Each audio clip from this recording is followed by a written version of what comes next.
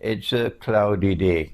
And the clouds that are coming today reminds me of the clouds that will come with the Antichrist. Our prophet, Allah's blessing be upon him, warned, and those who have a capacity to think will take this warning seriously. He said that the greatest tests and trials that mankind will experience from the time of Adam alayhi salam to the last day are the tests and trials of the Antichrist, of Dajjal. His tests and his trials will constantly increase in momentum and in danger. It is my opinion that at the first stage of the three stages that the Quran has spoken about, of the shadow, بعد أعوذ بالله من الشيطان الرجيم انطلقوا إلى ظل ذي ثلاث شعب سورة المرسلات. Proceed now to a shadow which will unfold in three parts, which will have three parts. This is my interpretation, and those who are uncomfortable with my interpretation, why do you need to bother to listen to me? Don't you have more important things to do? The three parts of the shadow will unfold, and when the three parts have unfolded, then it seems natural that the shadow will then disappear. The shadow is the false Messiah, the Antichrist. But the Antichrist's trademark are the three parts of his shadow, after which he will appear in person as a young man, powerfully built, and he will appear in Jerusalem eventually, declaring that I am the Messiah. In the first part of the shadow, not the first part, within the first part, let me repeat it one more time. Within the first part of the shadow, we saw the emergence of Pax Britannica. Within the second part of the shadow, within it, we found the Pax Americana. And now we are located at that moment in time when we are in a state of transition to the third part of the shadow, which I anticipate, you may have different views, would be Pax Judaica, when Israel will eventually make a claim to be the ruling state in the world, and that would not be possible without the Great War, and which is around the corner. The Great War is coming soon. How soon? I don't know. Now then, this is all well known to you already. What I want to share with you today is remember that when Solomon, Nabi Sulaiman alayhi salam, was ruling the world from Jerusalem, from the holy state of Israel that we call a Khilafah state, remember that Allah tested him and placed upon his throne someone described as a Jasad. You will not find this information anywhere else in the world except in the Quran. When Solomon saw, alayhi salam, he saw the Jasad sitting on his throne, he recognized the Jasad to be someone evil. This is deductive thinking. Don't ask me where is the hadith.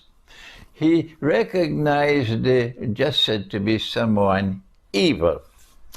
He recognized that the Jasad wanted to inherit his throne, to rule over holy Israel. All the prophets of Allah were taught about Dajjal, the false Messiah, the Antichrist. So Solomon alayhi salam immediately recognized him to be Dajjal. This is my opinion. And he then made a prayer, a dua to Allah for forgiveness, of course, because when you want to ask for something, you always ask after making a prayer for forgiveness. And then he said, he prayed to Allah that none should be able to inherit his throne after him, and that there should be no kingdom after him which can compare with his. And then Allah responded. Shortly after Solomon alayhi salam died, the kingdom collapsed and has never ever been restored since that day. We want to analyze if I am correct, and only Allah can confirm that I am correct, because I am interpreting the Quran, but I have the right to do so. And if my interpretation is correct, it will survive. I will leave this world, but it will remain in the world because it will be truth. And if I'm wrong, tomorrow it will be forgotten. I have attempted to analyze the implications of the word jasad, a body without the soul that we have, a human soul. The human soul or the human spirit is blessed by Allah with the capacity to see, not just externally, but also internally. The capacity to hear, not just externally, but also internally. The capacity to use the heart to know, not just that which is conventionally known, but that which otherwise cannot be known. This is part and parcel of the gift of the human spirit that is breathed into the human being.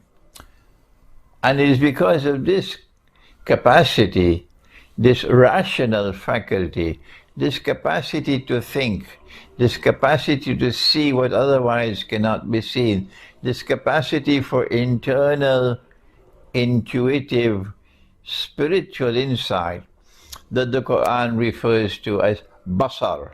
And Maulana Jalaluddin Rumi, rahimahullah, drinking from that fountain which came from Khidr alayhi salam, Jalaluddin Rumi, in his Masnavi, the punchline of all is that we need basar, internal, intuitive, spiritual insight, for such a man to be born who is like a Khidr, indeed the one with the capacity to think and to see, internally as well as externally.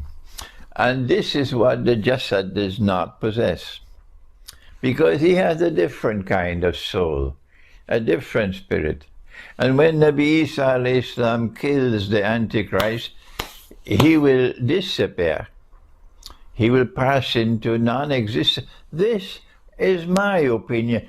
Don't ask me where is the hadith. I have the right to think. If you choose not to think, then go your way and leave me alone. I don't know why do I have to keep pleading and pleading. Go your way and leave me alone if you're uncomfortable with my scholarship. What is the implication of Dajjal being described as a jasad? And in this short video, I want to suggest that Dajjal is going to mount a massive destructive attack on mankind's capacity to think. That is my warning. The Darul Uloom today has stopped thinking. Knowledge is a package. It is sealed. It simply has to be transferred from one generation to another. That is not the way to respond to the greatest tests and trials that mankind will experience from the time of Adam alayhi salam to the last day. You need thinkers, you need the mufakkir, the thinker. What I am seeing today is that sometimes I have to teach something again and again and again and again, and yet there are those who still cannot understand.